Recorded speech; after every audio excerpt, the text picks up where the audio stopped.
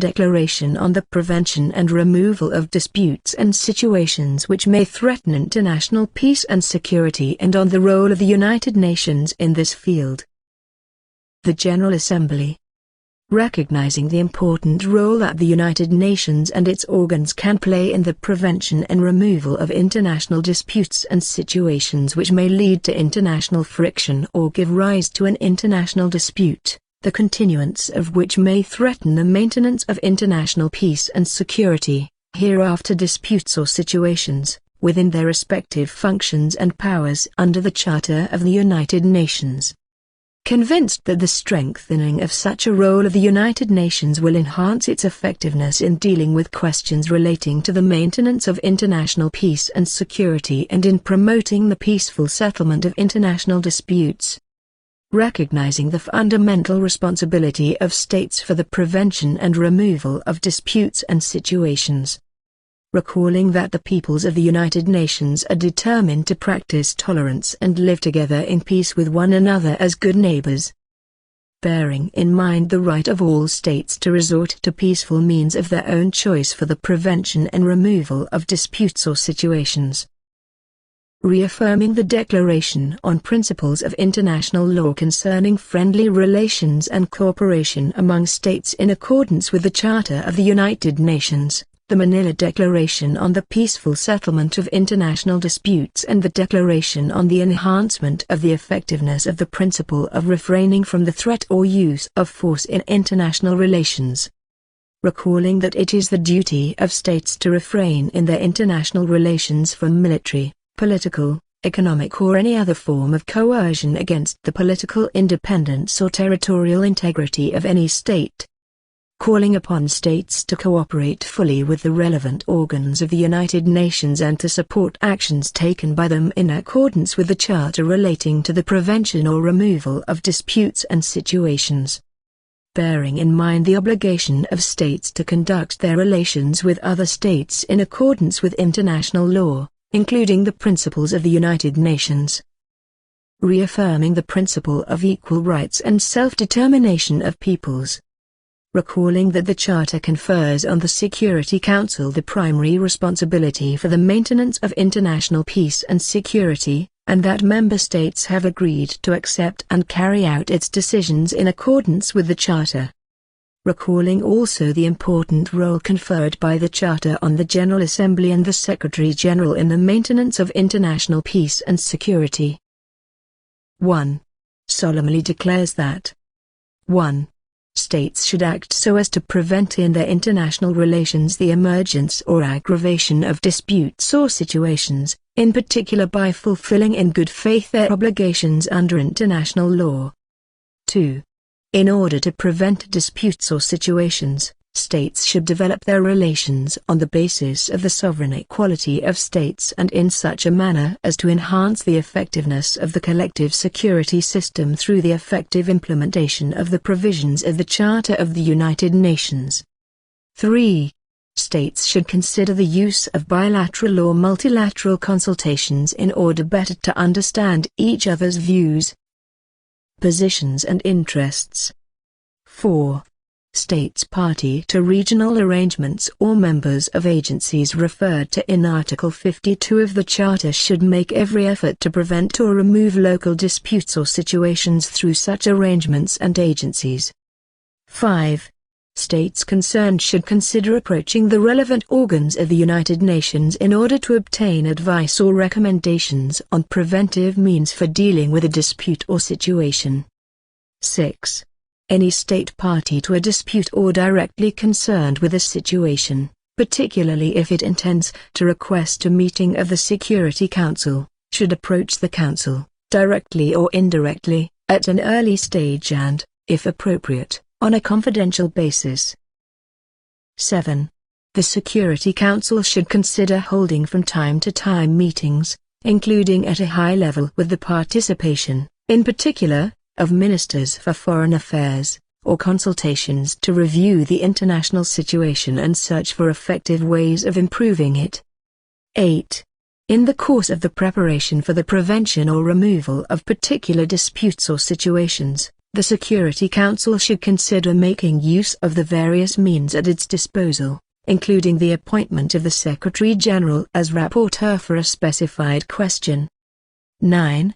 When a particular dispute or situation is brought to the attention of the Security Council without a meeting being requested, the Council should consider holding consultations with a view to examining the facts of the dispute or situation and keeping it under review. With the assistance of the Secretary-General when needed, the states concerned should have the opportunity of making their views known.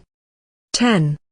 In such consultations, consideration should be given to employing such informal methods as the Security Council deems appropriate, including confidential contacts by its president.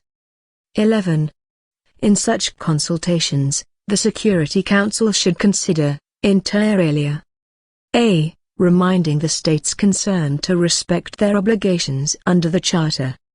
b. Making an appeal to the states concerned to refrain from any action which might give rise to a dispute or lead to the deterioration of the dispute or situation. c. Making an appeal to the states concerned to take action which might help to remove, or to prevent the continuation or deterioration of, the dispute or situation. 12. The Security Council should consider sending, at an early stage, fact-finding or good officers missions or establishing appropriate forms of United Nations presence, including observers and peacekeeping operations, as a means of preventing the further deterioration of the dispute or situation in the areas concerned. 13. The Security Council should consider encouraging and, where appropriate, endorsing efforts at the regional level by the states concerned or by regional arrangements or agencies to prevent or remove a dispute or situation in the region concerned. 14.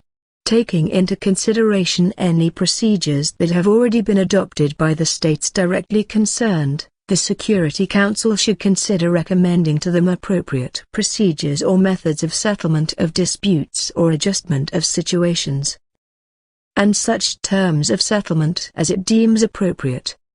15.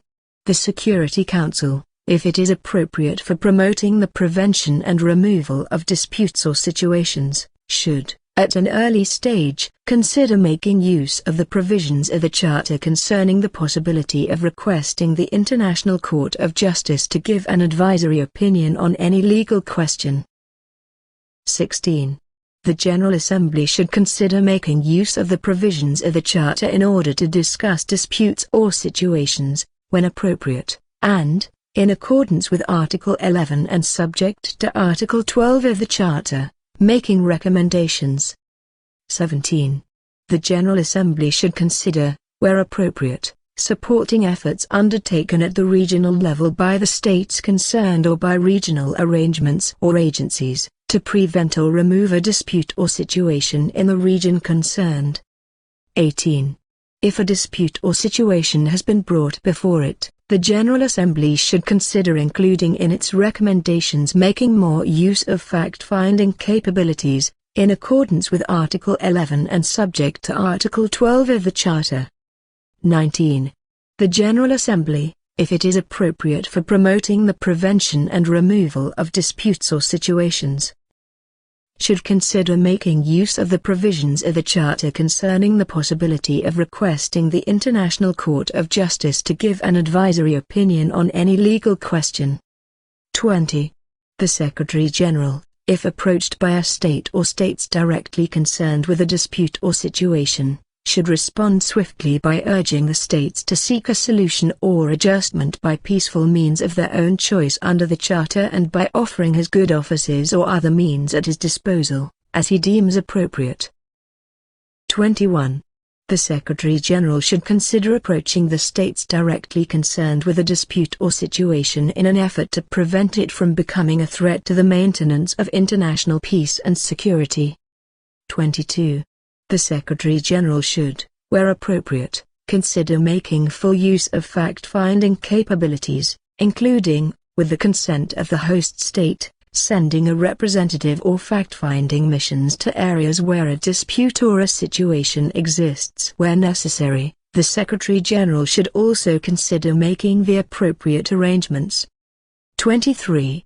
The Secretary-General should be encouraged to consider using, at as early a stage as he deems appropriate, the right that is accorded to him under Article 99 of the Charter. 24.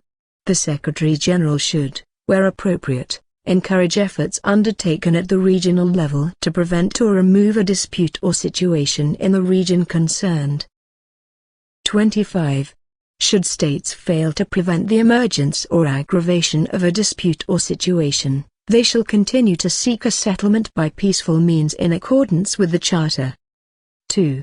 Declares that nothing in the present declaration shall be construed as prejudicing in any manner the provisions of the Charter, including those contained in Article 2, Paragraph 7, thereof, or the rights and duties of states, or the scope of the functions and the powers of the United Nations organs under the Charter, in particular those relating to the maintenance of international peace and security. 3. Also declares that nothing in the present declaration could in any way prejudice the right to self-determination, freedom and independence of peoples forcibly deprived of that right and referred to in the Declaration on Principles of International Law concerning friendly relations and cooperation among states in accordance with the Charter of the United Nations. Particularly peoples under colonial or racist regimes or other forms of alien domination.